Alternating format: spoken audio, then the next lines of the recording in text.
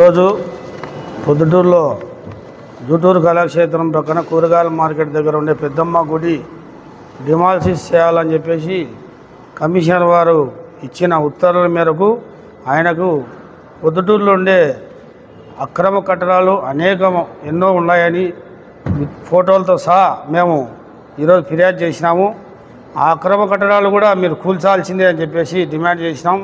అదేవిధంగా ఒక మాదిగ సామాజిక వర్గానికి చెందిన నేను ఒక గుడి నడిపి 10 మందికి అన్నదానం చేస్తుంటే జీర్ణించుకోలేని ఈ కమిషనర్ వారు నాకు ఎంత స్పీడ్గా నోటీసులు ఇచ్చి డిమాలిసిస్ లెటర్ పంపారో అదే స్పీడ్గా మిగతా ఎంతమంది పొద్దుటూరులో ఉన్నారో అన్ని అక్రమ కట్టడాలపై అదే స్పీడ్గా ఇవ్వాలా. ఇతని దగ్గర కుల వివక్షత లేకుంటే మేము డైరెక్ట్ కమిషనర్తో కానీ ఇట్లే మాట్లాడినాం.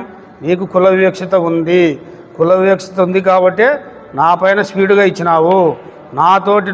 నాతో సమానంగా కొన్ని ఫైల్స్ వచ్చినాయి నీ దగ్గరికి, అక్రమ కట్టడాల ఫైల్స్ వచ్చినాయి. కానీ మీరు దానిపైన ఎక్కడే కానీ సంతకాలు చేయలే.